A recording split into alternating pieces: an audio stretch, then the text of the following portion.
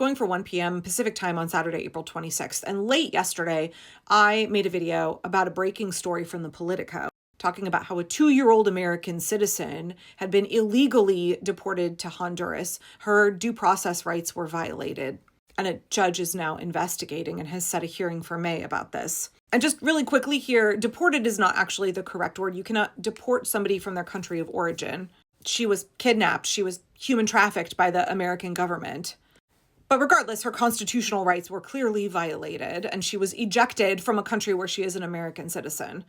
It's just unbelievably illegal. And then in the hours since that story broke, the ACLU of Louisiana said that at least 3 children, American citizens, were all sent out of the United States illegally by ICE. One of them has metastatic cancer. And now I think the count is up to at least 9 children. And I had forgotten, y'all, because there's just such a tidal wave of shit happening, that several weeks ago, it's probably been close to 2 months, that a girl in Texas who has a brain tumor, who is an American citizen, was deported out of the country, or at least turned away at the border coming back from Mexico with her family. So this has been going on for a while, and so we're seeing the numbers are creeping up. And there's a reason that the Trump regime is targeting little children. And I talked about that extensively in a video yesterday. But in the context of that conversation, this person left a comment, "It is time for a general strike. We cannot wait." And I keep seeing more and more sentiments like this all over social media, Blue Sky, Instagram, here on TikTok, in my YouTube comments. And don't get me wrong, I have been calling for one of these since November, and I've been screaming for one since January. I'm like, let's go, y'all, let's go. But as much as I appreciate this person's enthusiasm and as much as it echoes my own, I have come to realize that we are not there yet. We're not ready yet. Yes, this is what needs to happen, and we should have been planning for it since November. But we can't just call for a strike and expect that it is going to work. If you look at the history of general strikes, both in the US and abroad, they are successful when a significant amount of planning and preparation goes into them. Coordinating millions and millions. In America, it's going to be like 12 million people, plus all of the people supporting the strikers in the background, all of the folks behind the scenes. This is, when we say it needs to be a mass mobilization of millions of people, that's exactly correct. And we can't do that quickly. We can't just be like, let's roll, y'all. We have to plan, right? We need bail funds. We need strike funds for the strikers. When we look at the Montgomery bus boycott, right, months of planning went into that, and it was the bake sale that funded it. People didn't just say like, okay, we're pissed off, this shit has to stop, and they didn't just turn around and start the strike the next day. Planning and preparation have to go into it. I've been saying over and over and over again that in the resistance, we have got to be more strategic. We've got to be more savvy. We have got to not only be creative, but we have to have carefully crafted plans. If we want to be successful, we can't just charge in and expect it all magically to come together. So while in an ideal world, this would happen tomorrow, we're not ready for it yet. We are still in the building a coalition phase, drawing people into the movement. We've got to be focused on bringing new people in. Informing people of what's going on and getting people motivated, getting them on board. And then, once they go to a 1-day protest, then leveling them up, getting them to come to an indivisible meeting or a 50-51 movement event. And then saying, okay, let's step everybody up. Let's get them ready for the next big thing. We need to be helping folks level up so that they are prepared for this really big ask that will probably have to go on for months. We look at other general strikes and they go on for long periods of time. I don't think we're at any position to ask people to engage in a strike for even a day, much less a week or many weeks or a month.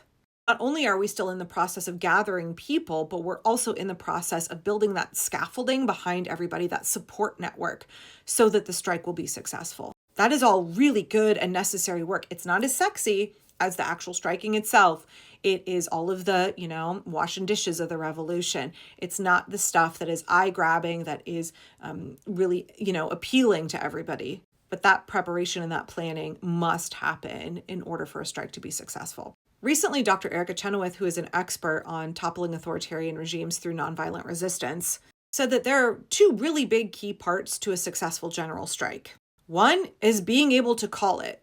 You say we're striking, you've already got everybody lined up and they're on board. They know that they will get strike pay. They know that they have people who will watch their children. They know there are folks who are making sure that everything behind the strikers is in place to support them, to help hold them up so that we can all hold the line together. So you have to be able to call a strike and know that it will be successfully implemented. And then they said the second part of that is that you have to be able to successfully call off the strike quickly. When your demands are met, you have to be able to pull the people back.